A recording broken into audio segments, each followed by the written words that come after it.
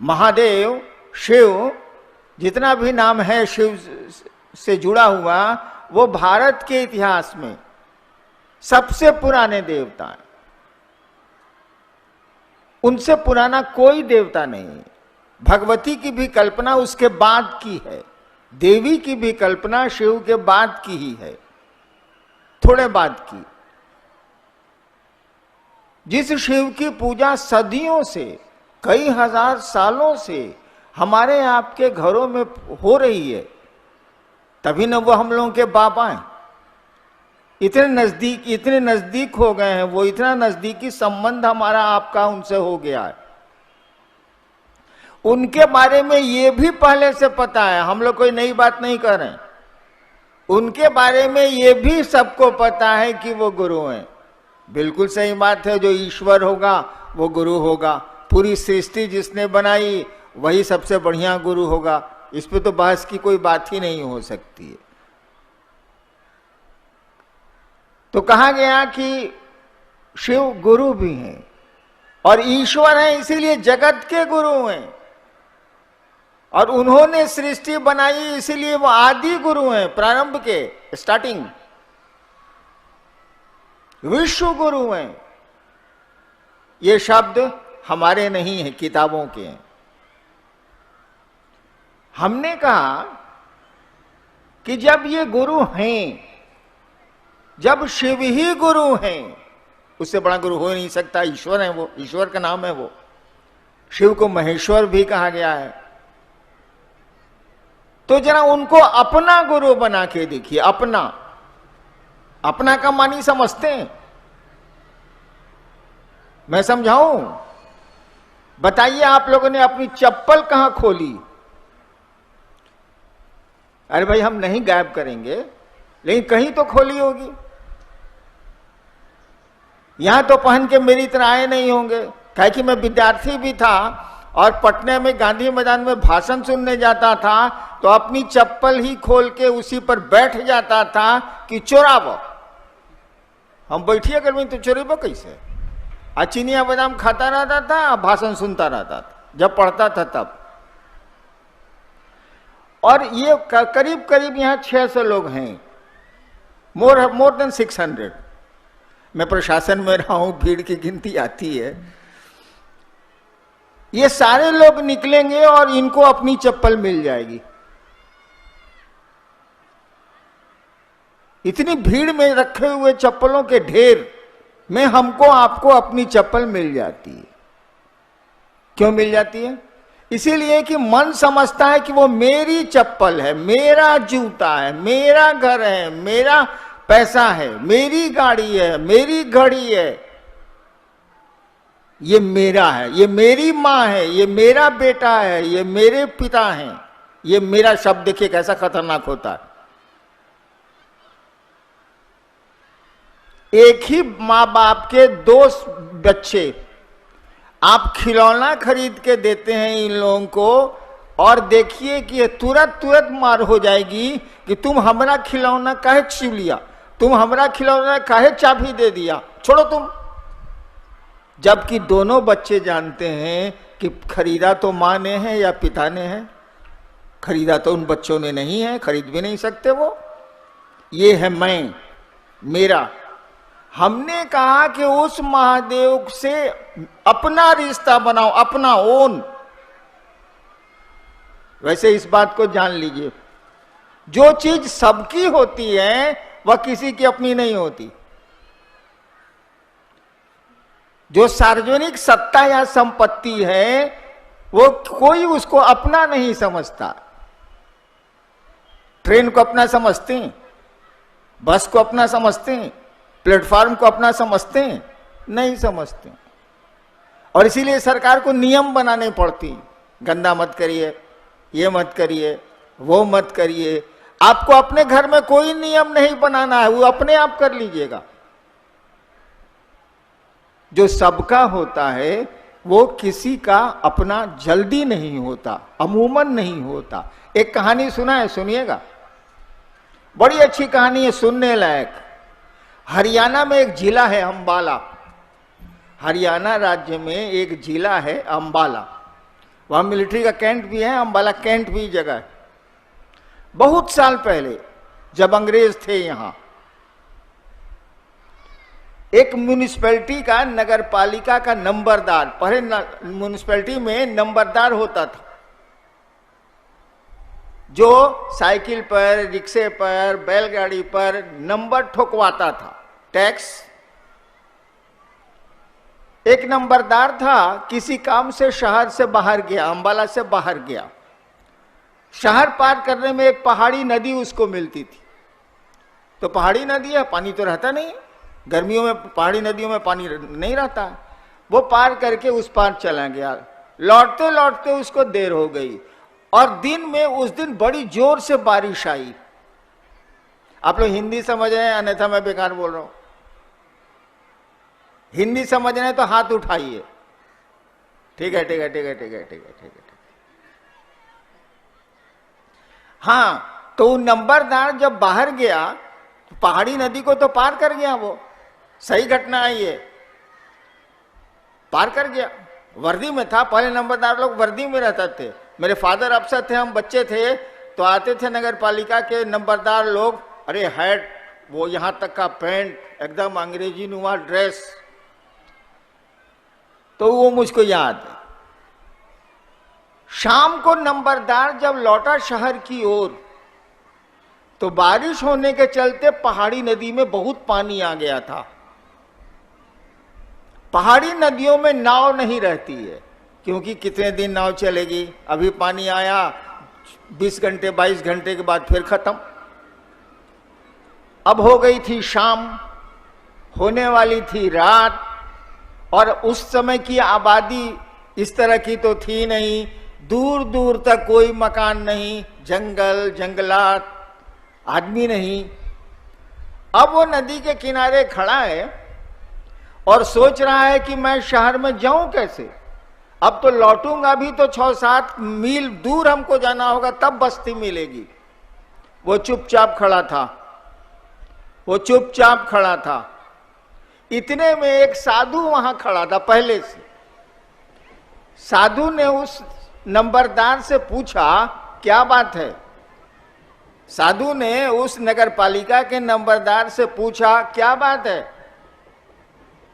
नंबरदार बोला जो हुआ था कि नदी हम कैसे पार करें, रात हो रही है, यहां तो रहने की भी कोई जगह नहीं है, हम क्या करें, हमको शहर जाना है। साधु ने कहा, दोनों हाथ ऐसे करो, अंजलि बनाओ, दोनों हाथ ऐसे करो। नंबरदार ने ऐसे कर दिए दोनों हाथ। साधु को अच्छा लगा कि इस साला वर्दी वाला मेरे कहने से हाथ ऊपर कर लिया, खुश हो गया वो। साधु ने कहा कि दोनों हाथ ऐसे करो। नंबरदार ने क्या करता, वो फंस गया था। दोनों हाथ उसने ऐसे किए। साधु आया, बालू और पानी, तो बारिश हुई थी, भींगे बालू से एक हाथ पर शी लिख दिया, तालाब शहर शिकार शी, और दूसरे तरथी पर वो लिख दिया और कहा, जोड़ो, पढ़ो क्या लिखा है। नंबरदार ने पढ़ा, शिव, शी लिखा था, इस पर वो लिखा था, जोड़ दिया। तो नंबरदार ने पढ़ा, शिव। साधु ने कहा, इसको देखते हुए नदी पार कर जाओ।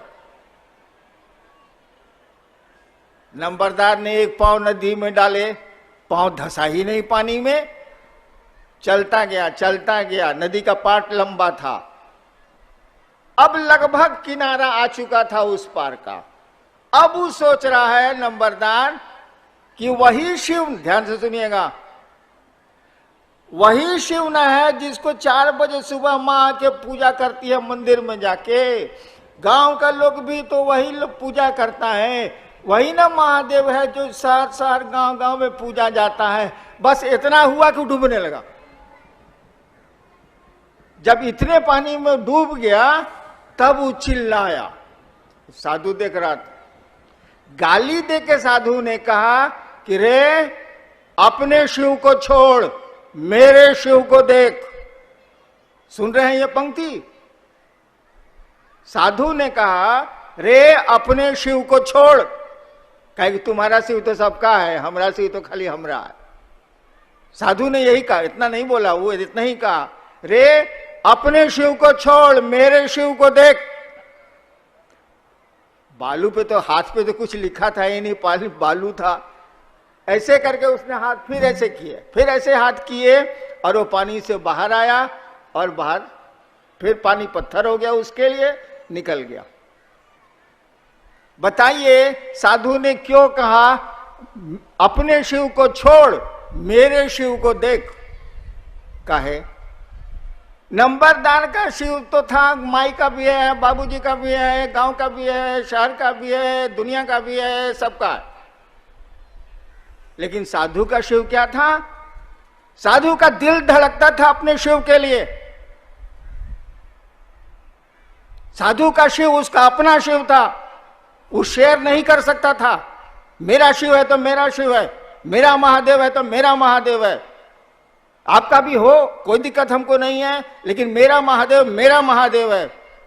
जैसे मेरी चप्पल है, मेरा खिलौना है, मेरा बेटा है, मेरी माँ है, मेरे पिता हैं। हमने कहा उस शिव को अपना गुरु बनाओ। हे शिव आप मेरे गुरु हैं, मेरे गुरु बनाने से नहीं होगा। हे शिव आप मेरे गुरु हैं, माई ओन गुरु, मेरे गुरु हैं आप। और इसीलिए पहले सूत्र को आप ध्यान से देख। सूत्र क्या है? ये जो आप लोग पढ़ते हैं 3 गो सूत्र क्या है? कुछ नहीं है ये। अरे अपने मन को शिव के साथ लगाए रखने का 3 गो तरीका है और कुछ नहीं। जब याद आए अपने महादेव को कहिए, उस गुरु को याद करिए, उस शिव को याद करिए। वही शिव है, वही गुरु है, वही भगवान है, वही महाकाल है, वही मृत्युंजय है, सब वही है। मन ही मन कहिए। बोलने से तो यहां से माइक हटा दीजिए, आप ही नहीं सुनेगा हमारी ये बात। मन ही मन कहिए कि हे शिव आप मेरे गुरु हैं, जरा दया नहीं करिएगा। पहला सूत्र हो गया। दूसरे सूत्र में कहा कि दूसरों से जरा गप करिए, चर्चा करिए कि आपके गुरु महादेव हैं, उस आदमी के भी हो सकती। तीसरा में हम लोगों ने कहा कि जरा अपने गुरु को प्रणाम कर लीजिए ना भाई साहब। गुरु माने हैं तो प्रणाम करने में क्या है, ऐसे पूरी दुनिया तो प्रणाम कर ही रही है। हम लोगों ने कहा आप चाहे तो नमः शिवाय से अपने गुरु को प्रणाम करिए, कर सकते हैं। दोनों भूल आइएगा आप, पहला तीसरा दोनों भूलिएगा आप। मैं भूलता हूं इसीलिए कहता हूं। महादेव से दया मांगिएगा, इसको भूलिएगा। जहां मस्ती आई, जहां पैसा आया कि अब महादेव को याद करता है। कष्ट आएगा तब ना महादेव का मन याद करता है, इसे याद ही नहीं करता है। मेरी स्थिति यही है। जब मेरा पेंशन आता है 60,000 रुपया बैंक से, उस दिन तो महादेव याद नहीं आते। 15-20 तारीख तक 0 पर जब चला आता है तो महादेव पल पल याद आते हैं। देखिए, मैंने 40 साल से मैं बोल रहा हूं।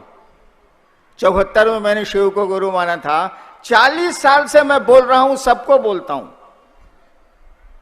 कि सुबह उठिए तो जरा महादेव को जो ही तस्वीर आपके दिमाग में आती है याद करिए और मन ही मन प्रणाम करके दया मांग लीजिए। क्या लगता है आपका? आप ही का भला होगा, महादेव का भला तो होना नहीं है। सबको बताता हूं और आज तक हमने नहीं किया। काहे नहीं किया? देखिए आदमी का मन कैसा होता है। नींद खुलती है सुबह सुबह। रांची की बात बता रहा हूं, या जहां भी रहता हूं, मेरा तो कोई घर है ही नहीं, आवारा हूं, घूमता रहता हूं। जहां भी रहता हूं तो माथे के पास घंटी का स्विच रहता है। घंटी का स्विच दाबता हूं, काहे के लिए? किचन में घंटी बज जाए, लोगों को मालूम हो जाए कि साहब उठ गए हैं, चाय चाहिए। ससुरी चाय जरूर याद आती है, शिव याद नहीं आते हमको। अब आपको हम क्या कहें, बोलिए तो जरा। इसीलिए हम लोगों ने कहा कि जरा गप करिए। जे मिल जाए भाई जी सुना, हम महादेव को गुरु माने हैं, आप भी मानिए। जहां बोले कि हम माने हैं, कोई नहीं सुनेगा। जहां बोले कि हम 20 रुपए मीटर कपड़ा पहने हैं, कोई नहीं सुनेगा। अगर आप बोल दीजिए कि कहाँ कपड़ा खरीदते हैं भाई जी, 5 रुपए लगता है, और मने मन सोचेगा, उस समय भले कुछ नहीं बोले, मने मन सोचेगा साला एगो गंजी खरीद के नहीं दिया, हमरे टी शर्ट कहता है कि 5 रुपया में दिल्ली में मिलता है, साला भारी हरामी है। कहे कि आदमी अपने से जुड़ा होता है, आपसे नहीं जुड़ा होता है। वो उसको कहिएगा हम शिव को गुरु माने हैं तो उधर चला जाएगा, और कहिएगा कि आपके भी हो सकते हैं, तब सोचेगा कुछ फायदा होता है का यार, कुछ बात है का। अब शुरू हुआ तो चलिए एक चर्चा का दौर तो चला। मन जो दुनिया में भटक रहा था कुछ देर तो शिव की याद में गया, और जिसकी याद बार बार आती रहे, याद रखिएगा, जिसकी याद बार बार आती रहे उससे मोहब्बत होती है। अगर आप यूं ही मुझसे मिलते रहे, देखिए एक दिन प्यार गनों नहीं सुनता है, अरे गाना भी तो बोला करो यार, देखिए एक दिन प्यार हो जाएगा। तो 3 सूत्र कुछ नहीं है, हमारे आपको मन को शिव की याद में ले जाना है, अपने गुरु की याद में ले जाना है, और कुछ नहीं है। हमको कोई सिखाया थोड़ी है, हमको कोई बताया थोड़ी है, हमको तो किसी ने नहीं बताया कि शिव गुरु होते हैं। शिव को गुरु मानने के 8 साल के बाद हम जाने हैं कि शिव गुरु होते हैं। हम कैसे शिव को गुरु माने बताएं? बहुत हम लफाड़ी आदमी थे, पढ़ाई लिखाई से मतलब ही नहीं था, गलती से आईपीएस में आए, डिप्टी कलेक्टर हो गए, वो सब गलती से हुआ है। हम गलती से सीओसी से हुए हैं, यो जान लीजिए। एक बार श्मशान में बैठे थे हम, 1974 नवंबर, अलम अजिया गए थे हम, मैं बहुत दुखी हो गया था। तरह तरह की साधना, तरह तरह के धंधे, तरह तरह के अघोरी, तरह तरह के साधु, बाप अफसर था, मेरी पूछ तो थी ही, पैसे वाला था। अरे बाप उस समय क्लास 1 अफसर था तो पैसा तो था ही बाप के पास। श्मशान में बैठे बैठे हमने सोचा, ध्यान से सुनिएगा भाई जी, शिव शिष्यता में कुछ करने को नहीं है, केवल एक सोच है, एक विचार है, एक थॉट है, इट इज मेरे थॉट। मैंने सोचा कि बड़ी गुरु बना लिया, कहीं कुछ मिलता होता नहीं है बात, चलो अब भगवान को गुरु बनाते हैं। सोच रहे हैं श्मशान में तो कबड्डी खेलने के लिए पार्टी रहती नहीं, अकेले रहना है। मैं सोच रहा हूं कि चलो अब भगवान को गुरु बना लेते हैं, अब किसी को नहीं बनाए।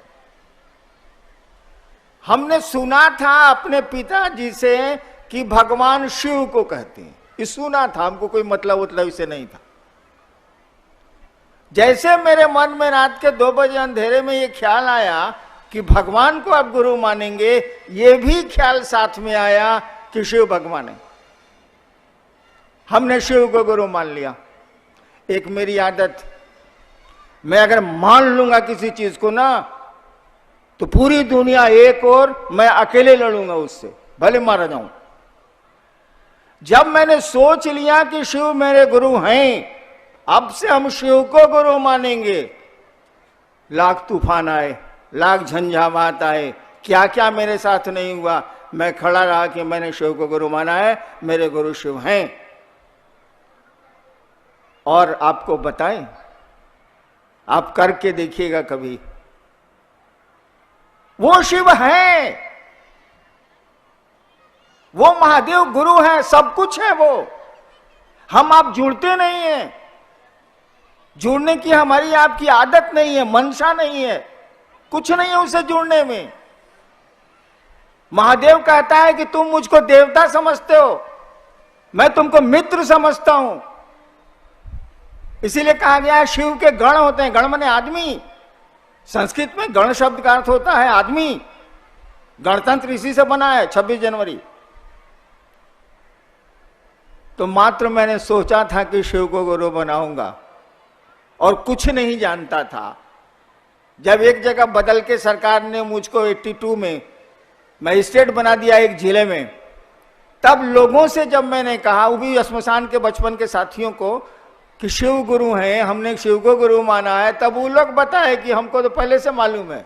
हमका मालूम है तो मानता का नहीं, गजब वाले। जब शिव गुरु है आपको मालूम है, तो शिष्य बनिए ना भाई। स्कूल में मालूम है कि सबसे बढ़िया है, पढ़ते गए नहीं है, एक को पैसा तो लगता नहीं है।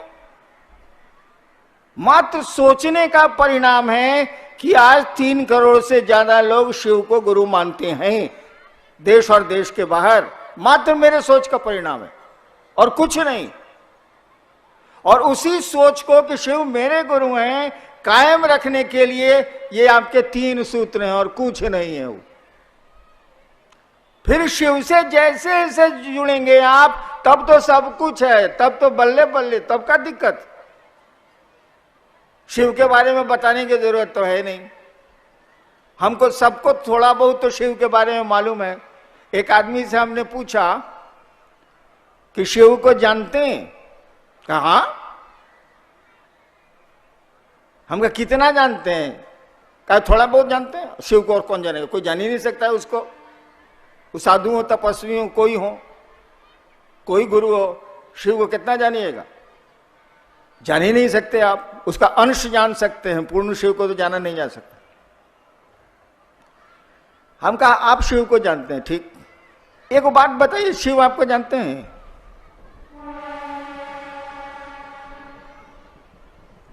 हम उससे पूछा शिव को आप जानते हैं? ठीक, शिव आपको जानते हैं?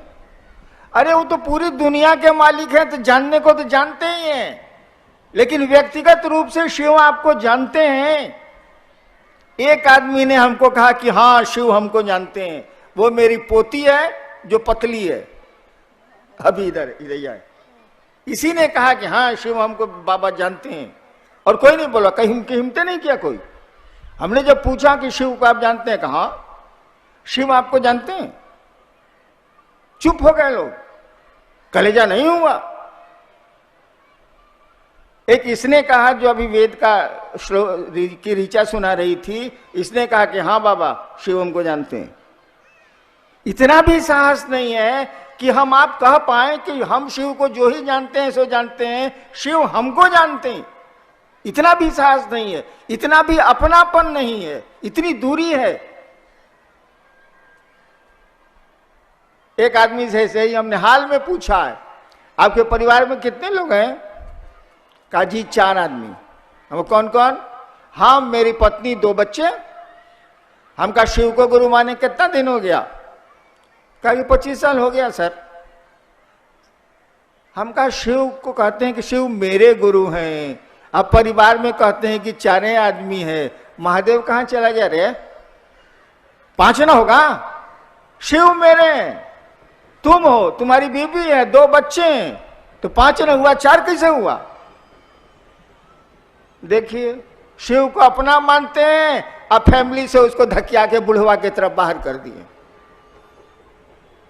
वैसे भी शिव का नाम भी है बुढ़ऊ, बूढ़ा महादेव। मंदिरों में भी बहुत मंदिर हैं जहाँ का नाम है बूढ़ा महादेव। शिव को गुरु मानिए, आजमाइए और उसको अपना गुरु बनाइए। जैसे आपका कंगन है, जैसे आपकी घड़ी है, जैसे आपका बेटा है, आपका घर है, आपकी चप्पल है। चलिए ना, बहुत चीज है, चप्पल टूटला ही चप्पल। 1-2 आदमी इसमें जरूर होंगे जो अब सोच रहे होंगे कि अब जनवरी में तनख्वाह मिलेगी तब चप्पल खरीद लेंगे। बड़ी टूट गया साला, मतलब बड़ी दिक्कत करता है, रोडवे से गोड़ में सट जाता है। वो अगर वो चप्पल पहन के आया होगा और उसकी चप्पल कुकुर उठा ले गया। कुकुर मैंने पूछते हैं संस्कृत में, कुकुर मैंने कुत्ता, कुकुर संस्कृत वर्ड है। कुकुर उठा ले गया, मान लीजिए वो चप्पल देखो का कुत्ता उसको उठाइबे करेगा। ये बोल गूंजे थे उस दिन, कितने बरस बीत गए, कि गुरु का नाम लीजिए किसी भी पल न भूलिए, पुकारिए स्वभाव से चिदानंद होइए। मतलब पुकारिए अपने स्वभाव से, गुरु का नाम लीजिए और किसी भी पल मत भूलिएगा। ये माँ नीलमानंद जी गाया करती थी और हम लोग का सौभाग्य ये रहा है कि उनके साथ साथ, उनके सुर के साथ हम लोग भी गाया करते थे। आज माँ नीलमानंद जी का हिंदी तिथि से जन्मदिन भी है। नाग पंचमी के दिन, जिस दिन उनका जन्म हुआ था 27 जुलाई 1952 में, झारखंड में ही एक जिला है पलामू, और पलामू में मनातूगढ़ एक स्थान है जहाँ पे माँ नीलम आनंद जी का जन्म हुआ। 27 जुलाई का दिन था, तारीख थी, दिन था नागपंचमी का, और साल था 1952। उनके माता पिता यानी हम लोग के जो नाना जी और नानी जी हुए, वो बताते थे उनके जीवन की घटनाओं को। उनके जीवन की घटनाओं को जब वो बताते थे तो उनके जन्म का भी जिक्र हो जाता था कि नागपंचमी के दिन जब दीदी नीलम आनंद जी का जन्म हुआ तो जिस बिस्तर पे जन्म हुआ था उस बिस्तर के नीचे सांप के बहुत सारे छोटे छोटे बच्चों का झुंड था। कहाँ से आया किसी को पता नहीं। तो लोग थोड़ा चौंक गए कि इतने सांप के बच्चे बिस्तर के नीचे कैसे आए। मनातूगढ़ में जिस घर में माँ रहती थी, जहाँ जन्म हुआ था उनका, 7 आंगन का, बड़े बड़े आंगन और 7 आंगन का वो एक किले नुमा घर, और सारा वैभव, सारा ऐश्वर्य, सारी सुविधाएं, सब कुछ उपलब्ध थी उनको। लेकिन उनके माता पिता बताते थे कि बचपन से ही उनका झुकाव साधुओं के तरफ था, और अगर कोई सपेरा या इस तरह का कोई व्यक्ति आ जाता था उस गांव में तो माँ उसको बुला के उससे खूब बात किया करती थी और उसका बड़ा आदर सत्कार करती थी। तो दीदी के पिताजी यानी नाना जी को लगता था कि देखने में भी काफ़ी सुंदर थी, एकदम गोरी और सुंदर, स्वभाव भी बहुत मीठा था, तो लोग बहुत नज़दीक हो जाते थे। तो लोग नहीं कहते हैं कि बच्चे को नज़र लग गई है, तो उनके पिताजी को लगता था कि हर बात में कि बेटी को मेरे नज़र लग गई है।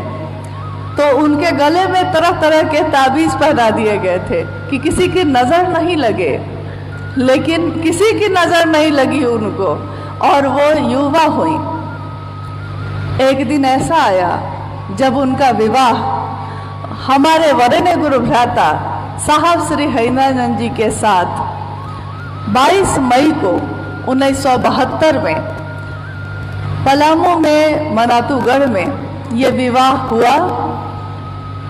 और उसके बाद उन्होंने पति के रूप में एक ऐसे शिव शिष्य को पाया जो अभी तक गुरु की तलाश में भटक रहे थे, क्योंकि 1972 तक में साहब के गुरु शिव नहीं हुए थे, लेकिन वो गुरु की तलाश में भटक रहे थे।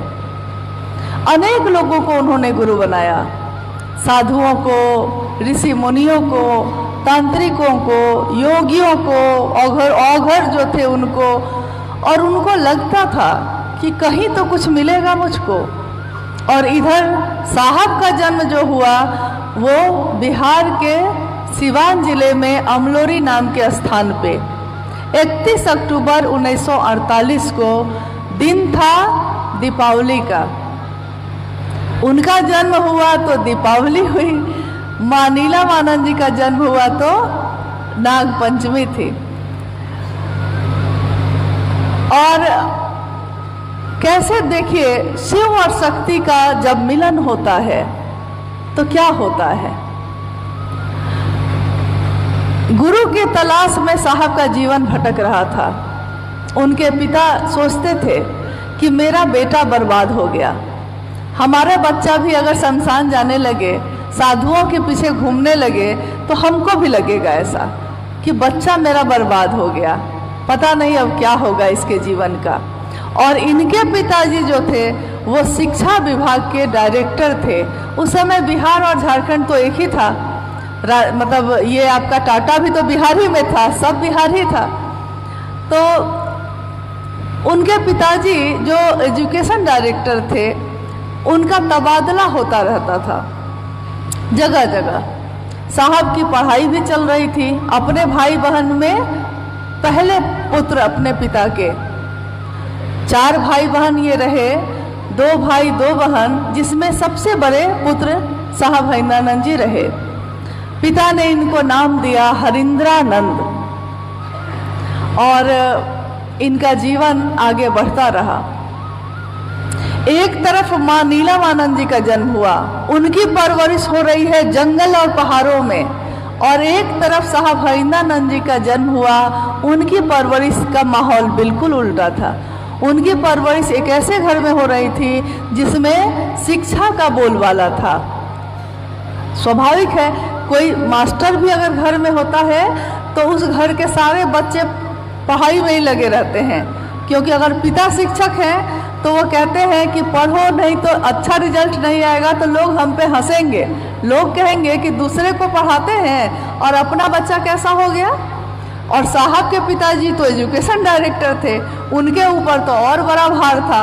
तो वो कहते थे कि बरकू, वो अपने पुत्र को बरकू कहते थे, तो कहते थे बरकू ना पढ़ियन तब बाद के जो भाई बहन बा, होता नहीं है कि बाद में जो छोटे भाई बहन है उसमें क्या असर पड़ेगा। और जो रोज शमशान साधना करते हों और दिन में स्कूल कॉलेज जाते हों, हर समय उनका रिजल्ट, उनका जो परीक्षा होती थी उसका परिणाम हमेशा अच्छा रहा, अच्छे नंबरों से पास करते रहे। इधर ये युवा हुए और एक समय ऐसा आया जब कॉलेज में एडमिशन हुआ तो साहब ने कहा कि लॉ की पढ़ाई करेंगे, और पटना में लॉ कॉलेज है, तो उसी लॉ कॉलेज में इनका एडमिशन करवाया गया। ये समय वही समय चल रहा था जब उनका विवाह हुआ था मां नीलमानंद जी से, और वो मनातू जाती आती रहती थी। साहब के पिताजी फिर उसके बाद कुछ समय के बाद चले गए मुजफ्फरपुर, और इस बीच में साहब हरिंद्रानंद जी जब 1974 में मुजफ्फरपुर आते जाते थे और पटना में रहते थे, पटना लॉ कॉलेज में पढ़ते थे, दिन में क्लास करते थे और शाम में शमशान की साधना के लिए आरा के लिए ट्रेन पकड़ लेते थे।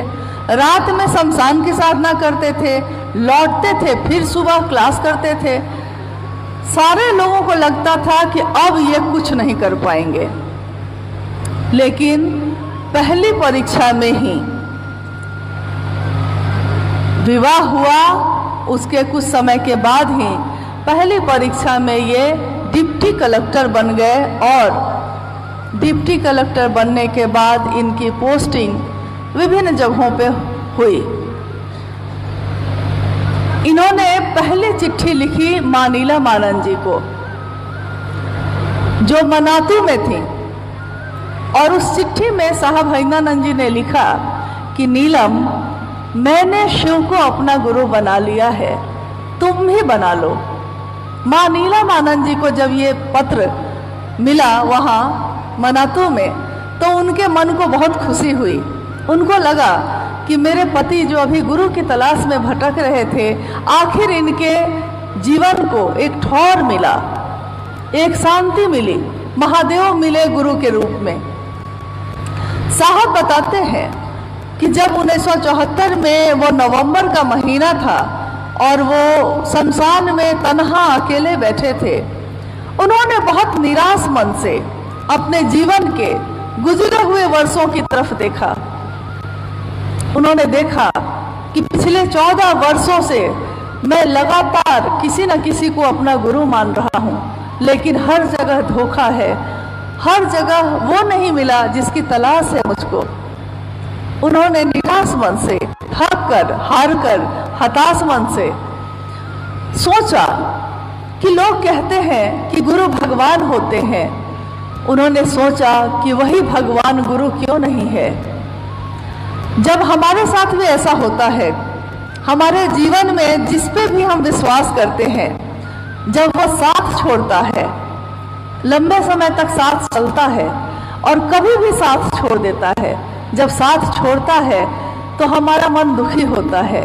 हम सोचते हैं दूसरा सहारा होगा, वो भी साथ छोड़ देता है। जब सारे सहारे छूट जाते हैं, तब हमको याद आता है महादेव का दरवाजा। तब हमको याद आता है कि महादेव के सिवा अब कोई मेरा नहीं है।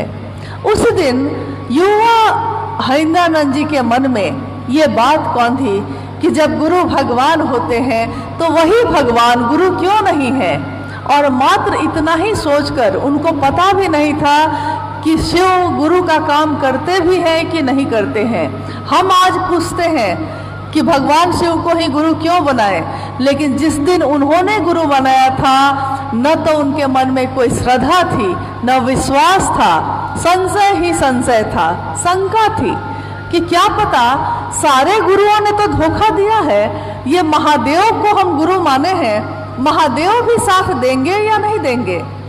और महादेव तो शरीर में है नहीं, तो वो हमको ज्ञान देंगे कैसे। यही सोचकर वो अपने जीवन में आगे भी बढ़ते रहे, महादेव को विचारों में ही गुरु माने रहे। डिप्टी कलेक्टर भी हो गए, जगह जगह पोस्टिंग भी होनी शुरू हो गई। और इन्होंने और मां नीलम आनंद जी ने अगले 8 वर्षों तक लोगों से नहीं कहा कि शिव गुरु हैं, क्योंकि इनको खुद ही विश्वास नहीं था कि गुरु तो मान लिया है, लेकिन गुरु के रूप में ये ज्ञान देंगे इसका विश्वास नहीं था। आने वाले 8 वर्षों में साहब हरिंद्रानंद जी के जीवन में इतनी चमत्कारिक घटनाएं हुई कि घटनाओं को अभी भी पूरा लिखा नहीं जा सका है। असंख्य घटनाएं हुई, उसमें से कुछ घटनाओं का जिक्र एक किताब जो लिखी गई अनविल आखर उसमें किया गया है, मुख्य मुख्य घटनाओं को। लेकिन असंख्य घटनाएं अभी भी बची हुई हैं जिनको हम लोग इस पे कोशिश होगी कि इसको भी लिखा जाए ताकि लोग जान सके कि क्या हुआ। अभी पिछले कुछ समय से जो यात्रा हम लोग की चल रही है लगातार, उसमें चूँकि आप टाटा के रहने वाले लोग हैं और मैंने देखा है कि टाटा और सरायकेला दोनों जिला एक दूसरे से मिला जुला है। साहब 2004 से जब भी रांची आते थे, पटना से भी, पटना में रहते थे तब भी, देवघर में रहते थे तब भी, उस समय यहाँ पे हर जगह कहीं कहीं पे गुरु कार्य शुरू हुआ था। थोड़े थोड़े लोग थे, लेकिन उन लोगों से ही बात करके हम लोग बुलाते थे कि साहब आए हुए हैं, रांची आपको नज़दीक पड़ेगा तो आके मिल लीजिए। यहाँ से लोग जाते थे, साहब से मिल के लौटते थे। और साहब की यात्रा भी बहुत बार टाटा और सरायकेला में हुई है। मुझे लगता है कि आप में से बहुत लोग अक्सर मिला किए हैं साहब से, अक्सर आप मिले हैं उनसे। हम ये सोच सकते हैं कि क्या कारण था, क्योंकि बहुत ऐसी जगह थी जहां लोग चाहते थे कि साहब आए और साहब वहां नहीं जा रहे थे।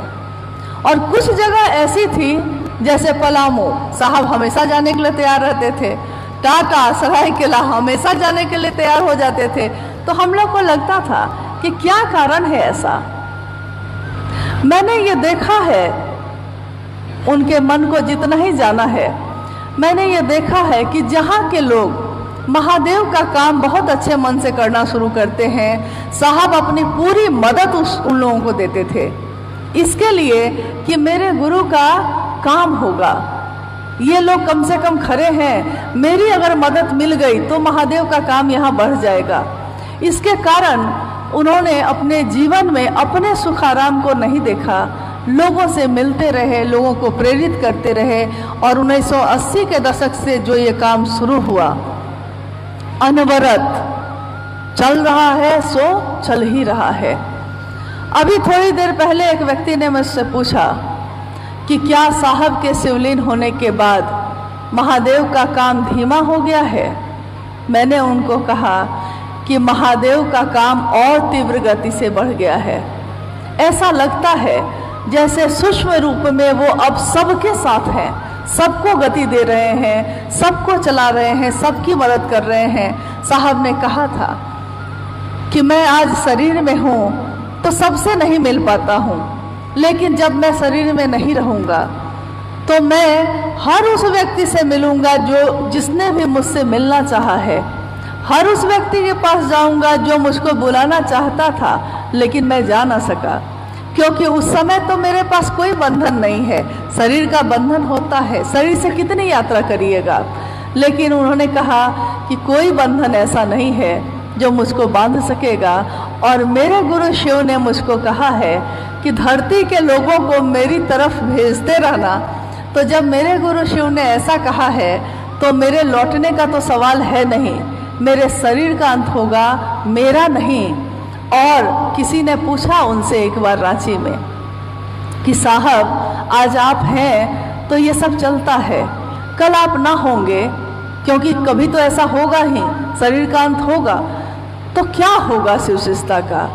साहब ने उस दिन कहा था कि शिव की शिष्यता का हमेशा उसका मालिक तो महादेव ही होगा, लेकिन मैं हमेशा नियंत्रण करूंगा, क्योंकि मैं शरीर से भले चला जाऊंगा लेकिन शिव के शिष्यों का साथ कभी नहीं छोड़ूंगा। और मैं शरीर से रहूं या ना रहूं, लेकिन मैं ही रहूंगा। उन्होंने उपवन के हॉल में कुछ लोग जो बैठे थे उस समय वहाँ, उन लोगों के सामने ये कहा कि उस समय भी कौन होगा, तो मैं ही रहूंगा। इसका कारण एक ये भी है कि जो शिव का शिष्य होगा वो शिव ही होगा, शिव सदृश होगा। और बूंद जब समंदर में मिलती है, कोई बूंद अगर समंदर में मिल जाए तो उसकी ताकत क्या होगी। पानी का होता है ना, एक कटोरे में हम लोग पानी को रखते हैं, तो उस पानी की कोई ताकत नहीं है।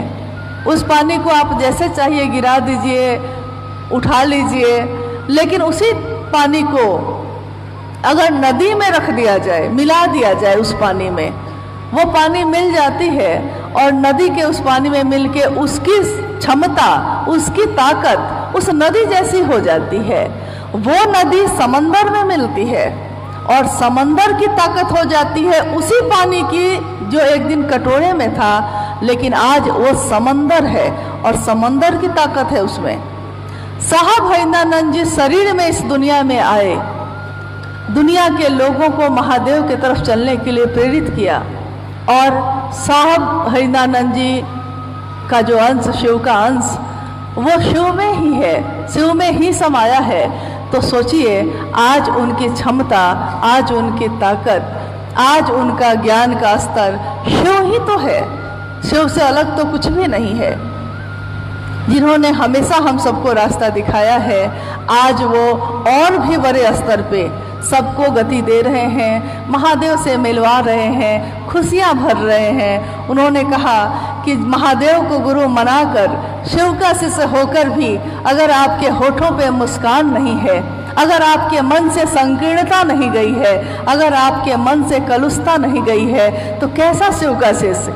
क्योंकि शिव का शिष्य तो जगत को शिव की तरफ से देखेगा, उसके लिए कोई अपना और पराया नहीं होगा, सब अपने होंगे। महादेव की तरफ से देखिए तो दुनिया में कोई पराया नहीं लगता है, लेकिन अगर दुनिया की तरफ से देखिएगा तो कोई अपना लगता है, कोई पराया भी लगता है। आज इस संगोष्ठी का बहुत कम समय में ही आयोजन हुआ। पहले से हम लोगों ने नहीं सोचा था कि टाटा का भी होगा। सरायकेला के लोग कह रहे थे बहुत दिनों से, और फिर बात ये आ गई कि साहब ने तो कभी सरायकेला और टाटा को अलग नहीं समझा था, और मौसम है बारिश का तो स्वाभाविक है हॉल में ही करना होगा। इसीलिए दो स्थान पे हॉल में ही हम लोगों ने सोचा कि बैठकर अगर कुछ देर भी बात हो सके, क्योंकि बार बार तो एक ही जगह नहीं आना हो पाता है। फिर आप कर रहे हैं, आप ही संभाल रहे हैं, आप ही कल को संभालेंगे, हम लोग तो आज आए हैं, आज ही लौट जाएंगे। आइए हम लोग कुछ ऐसी जिज्ञासाओं पे बात करते हैं जिस पे बात करने से हमारा मन शिव की तरफ और तेज गति से चल सके, और हमारा मन एकमात्र जो साहब श्री ने कहा है उन बातों को दोहराने से ही महादेव की तरफ चल सकता है। अगर हम अपनी बात कहें, अगर आप अपनी बात कहें, तो हम में और आप में क्या ताकत है, हमारी क्या क्षमता है। हम कुछ दूर आपको लेकर जा सकते हैं, लेकिन महादेव तक लेकर नहीं जा सकते। साहब ने एक बार कहा, और मुझे लगता है कि शिव चर्चाओं में आम लोगों के बीच उन्होंने कहा है। यहाँ तक कि जब कोरोना काल आया था तो लाइव चर्चा उनकी हुई थी फेसबुक पे। उस समय भी साहब ने कहा था, अपनी किताब आओ चले शिव की ओर जो उन्होंने लिखी थी, उसमें एक पंक्ति है, आप लोगों ने पढ़ी है कि नहीं मुझको नहीं पता। आओ चले शिव की ओर जो साहब द्वारा लिखित है, आपने पढ़ी है उस किताब को? पढ़ी है? नहीं? अच्छा, कुछ लोगों ने पढ़ी है, लेकिन ज़्यादातर लोग नहीं पढ़े हैं उसको। इतने कम लोग टाटा में अच्छा, अब है ऐसा? नहीं, ठीक है। हाँ, मैंने इसलिए पूछा कि जब उन्होंने इसको लिखा था, उन्होंने कहा था कि क्या लगता है लोग मेरी बातों को पढ़ेंगे? हम लोग जो सारे लोग वहाँ उपस्थित थे, हम लोगों ने कहा कि जी आपका नहीं पढ़ेंगे, आपकी बात नहीं सुनेंगे, आपका लिखा नहीं पढ़ेंगे तो किसका लिखा पढ़ेंगे? तो साहब ने कहा कि नहीं यार, मैंने 1990 के दशक में शिष्यानुभूति लिखी थी, शिष्य की अनुभूति, और मूल्य भी नहीं रखा था पैसे से। मूल्य मैंने उसका रखा था आपका शिव शिष्य होना। आपने देखा होगा शिष्यानुभूति किताब जो छोटी सी है, छपने में पैसे लगते हैं, बांटने में पैसे लगते हैं, लेकिन साहब ने उस किताब के बदले में पैसा कभी मूल्य लिखवाया ही नहीं कभी। और उन्होंने कहा भी ये कि शिष्यानुभूति का मूल्य हमेशा यही रहेगा, आपका शिव शिष्य होना। लेकिन अब है कि दुनिया है, लौकिकता है और हर चीज़ में पैसे लगते हैं, तो जब ये किताब छपी तो स्वाभाविक है कि इसमें कुछ पैसे लगे, तो इसका मूल्य एक रखा गया, आओ चले शिव की ओर का।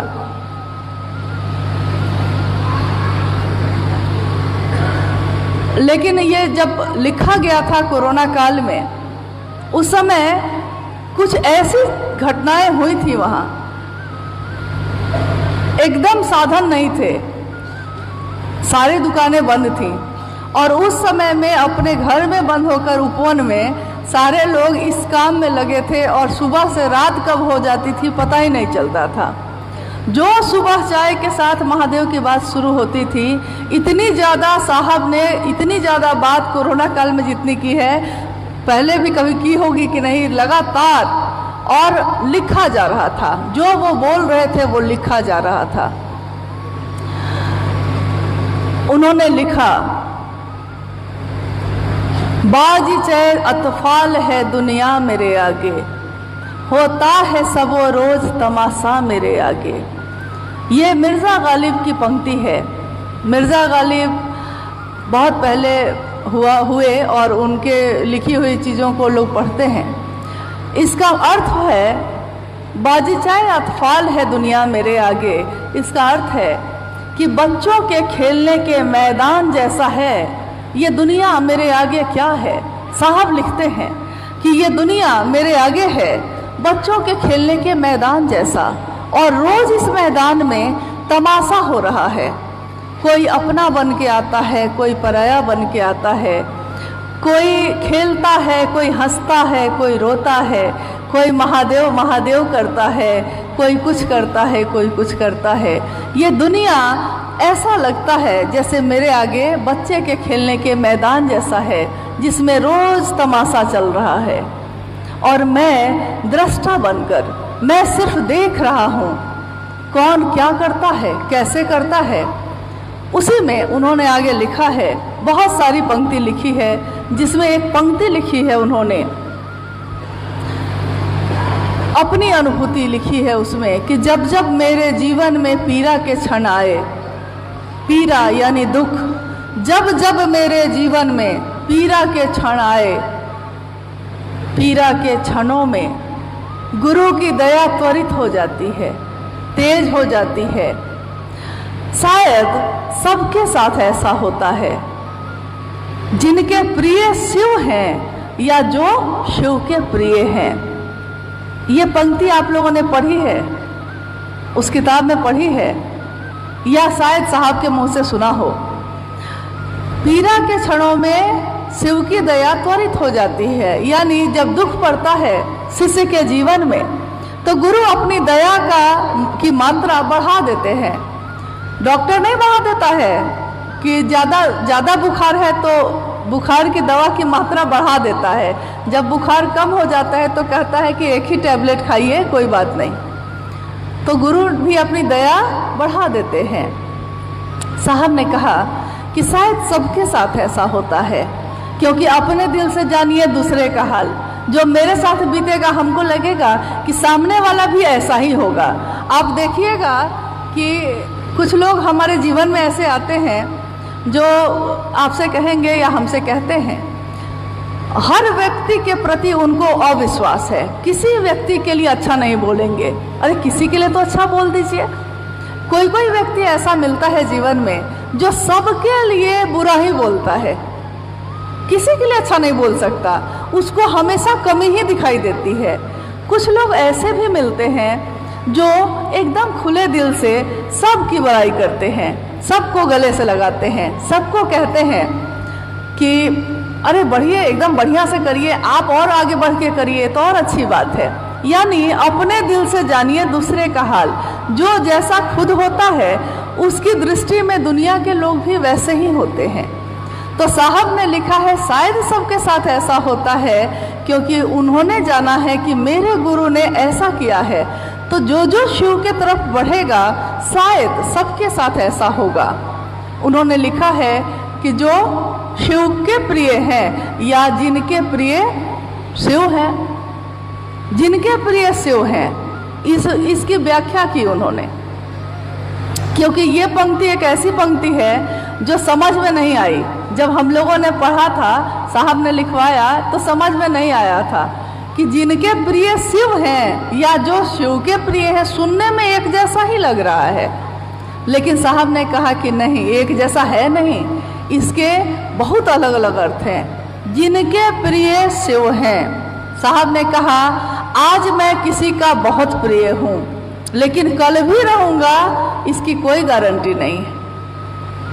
आज किसी के लिए महादेव के सिवा कोई अच्छा नहीं है।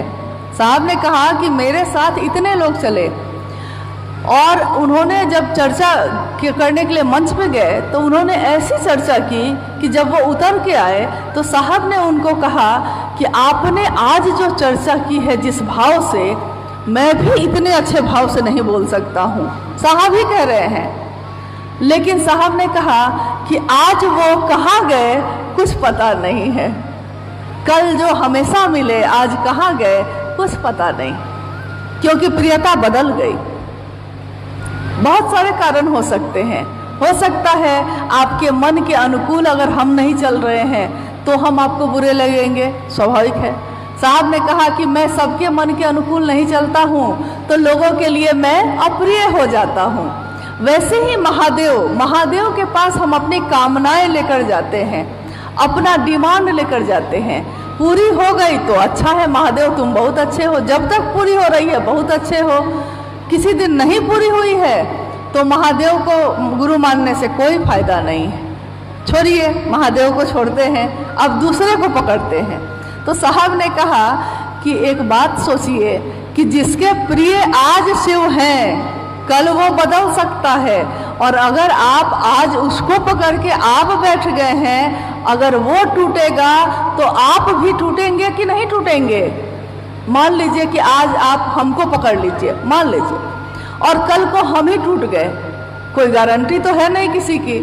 कोई कभी भी किसी के भाव टूट सकते हैं, किसी का आज नियत कुछ और है, कल कुछ और हो सकती है। तो हम टूटे तो आप भी टूटे, और पकड़ना किसको था? महादेव को। साहब ने कहा कि महादेव को पकड़ना है, हमको आपको नहीं। तो आज ये दीदी बहुत अच्छी हैं, नहीं हम तो इन्हीं के साथ चलेंगे, ये भैया, हाँ भैया आप जो कहेंगे वही करेंगे। भाई, उस भाई को या उस दीदी को किसने चलाया था? वो अपने दम पे तो नहीं चले थे। एक दिन जब वो चलना नहीं जानते थे तो किसी और ने उनको चलाया होगा ना। तो वो उस आदमी के पीछे नहीं चल रहे हैं, लेकिन आपको कहते हैं कि मेरे पीछे चलो, मेरी बात सुनो, ये पूरा इलाका मेरा है। साहब ने कहा एक बार चर्चा में, और ये चर्चा वीडियो उपलब्ध है YouTube पे, सुनिएगा। उन्होंने कहा कि कुछ जगह पे तो आतंक हो गया है भाई, आतंक। साहब ने कहा कि मैंने आतंक शब्द का प्रयोग किया है कि मेरा एरिया, मेरा क्षेत्र, कोई मतलब साहब ने कहा कि मेरे जाने के लिए मैं सोचता हूं कि जाऊं कि न जाऊं। ये हाल हो गया। ये है शिव की शिष्यता। शिव की शिष्यता सबको गले से लगाती है, सबका सम्मान करती है। जो महादेव की बात लेकर आता है उसको प्रेम देती है, सम्मान देती है, और बदले में भी प्रेम और सम्मान ही मिलता है। साहब ने कहा कि समंदर में चप्पल फेंकिएगा, वापस वो समंदर चप्पल ही करता है। याद रखिएगा इस बात को। आपने महादेव के रास्ते पे चलने वालों के लिए जो दिया है, आपको भी वापस वही मिलेगा, और इसके लिए कुछ भी करने की ज़रूरत नहीं है, ये अपने आप हो जाता है। प्रेम देंगे दूसरों को, प्रेम मिलेगा, सम्मान देंगे, सम्मान मिलेगा। उन्होंने कहा कि आपका एक प्रणाम अनेक परिणाम लाता है। एक प्रणाम, हम अगर किसी को सामने पड़ने पे प्रणाम करते हैं, हम एक बार प्रणाम करते हैं। आप देखिएगा, आप कहिएगा प्रणाम दीदी, तो सामने वाली कहेंगी प्रणाम प्रणाम। बहुत बार ऐसा होगा, सामने वाला 2 बार कर देता है, यानी आपने जो दिया है आप ही को लौटेगा, वो दूसरे का कुछ नहीं बिगड़ेगा। तो साहब ने कहा जिनके प्रिय आज शिव हैं, उनकी प्रियता अगर बदल गई और आपने उस आदमी को पकड़ लिया है, तो आपका रास्ता भी भटक जाएगा। आप भी जो महादेव की तरफ चल रहे थे टूट जाएंगे। उन्होंने साफ कहा कि अगर पकड़ना ही है तो किसी ऐसे को पकड़ो जो कभी भटका नहीं है और जो सीधे शिव तक जाता है। और ऐसे एक व्यक्ति को जिसको हम लोगों ने देखा है शिव के शिष्य के रूप में, जो जब से चले हैं उनकी मंजिल पे नज़र है, उनकी नज़रों ने, उनकी निगाहों ने मील का पत्थर भी नहीं देखा है, रास्ते में इधर से उधर भी नहीं देखा है, शिव को देखा है और मात्र शिव को देखा है, शिव को चाहा है और मात्र शिव को चाहा है। कौन है वो जिसने शिव के लिए शिव को चाहा? कौन है? साहब हरिंदरानंद जी। पकड़ना ही है हम लोगों को तो हम उनको पकड़ेंगे, क्योंकि वहां भटकाव नहीं होगा। उन्होंने अपने सम्मान के लिए शिव को नहीं चाहा। उन्होंने कहा अर्थ धर्म मोक्ष काम चतुष्टय, मैंने इसके लिए शिव की स्थापना नहीं की थी। मैं घर घर गया। आज माँ नीलमानंद जी के जन्मदिन की बात हम कह रहे हैं। मैंने अभी बताया आपको कि माँ नीलमानंद जी का जन्म जिस घर में हुआ था, मतलब वो पाँव रखती थी तो एक एक आंगन में 100-100 नौकर थे, लेकिन जब वो शिव की बात करने निकली थी तो साहब हरिंदरानंद जी के साथ गांव-गांव गई। उस समय डिप्टी कलेक्टर थे साहब हरिंदरानंद जी, लेकिन वो अपने अस्तित्व को भी भूल गए। वो भूल गए, अब उनको सिर्फ याद रहा कि मैं शिव का शिष्य हूँ, और माँ नीलमानंद जी को सिर्फ ये याद रहा कि मैं शिव की शिष्या हूँ। उन्होंने कहा अपने साथ चलने वाले गुरु भाई गुरु बहनों को कि शिव की राह में चलते रहोगे अगर, तो तुम्हारे रास्ते के कांटों को मैं चुन लूँगी। एक माँ के सिवा ये और कोई नहीं कह सकता कि बच्चा अगर कांटे वाले रास्ते पे चल रहा है तो माँ भले घायल हो जाए, लेकिन कांटों को चुन लेती है कि मेरे बच्चे को नहीं लगे।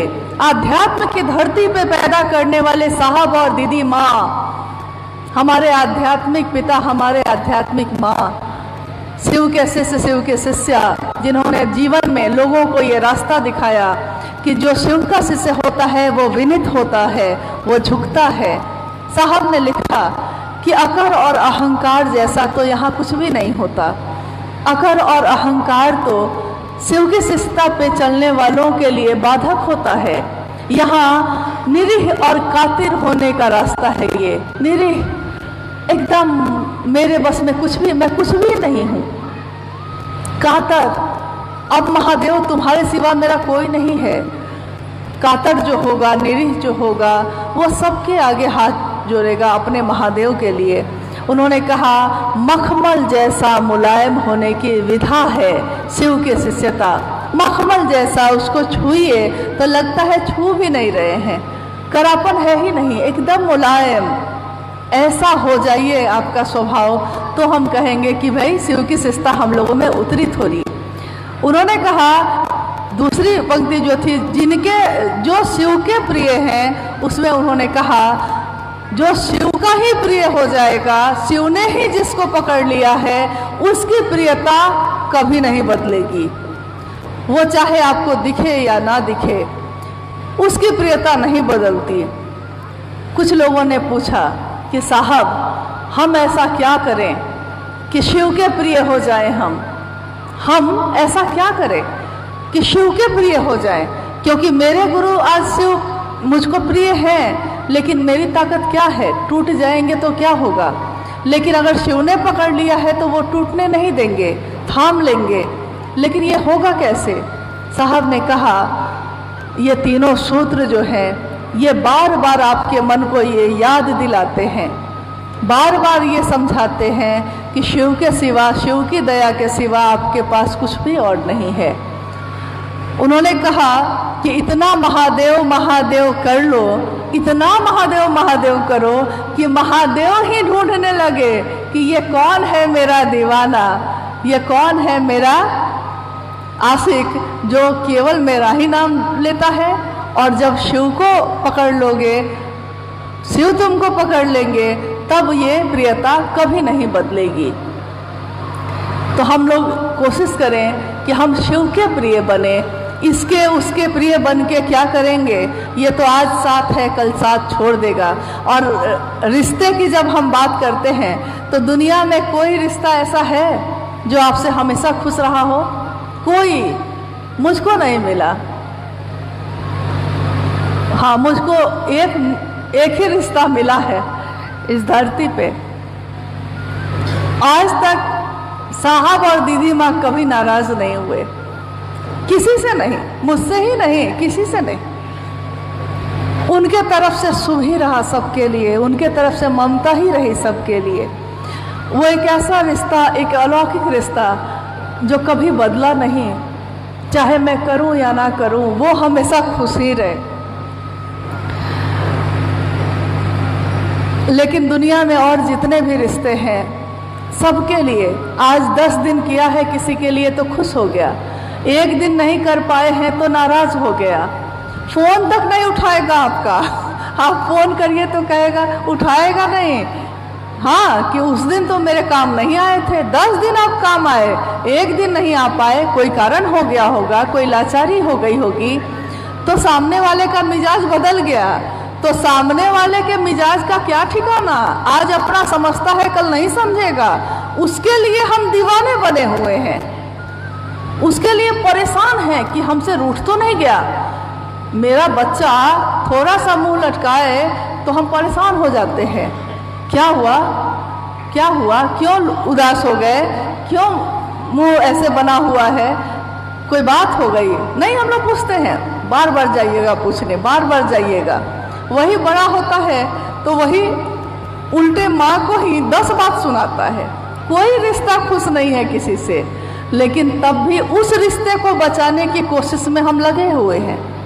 महादेव जो कल्याण स्वरूप है, जो विश्व मूर्ति है, उनके सिवा कोई अपना नहीं है।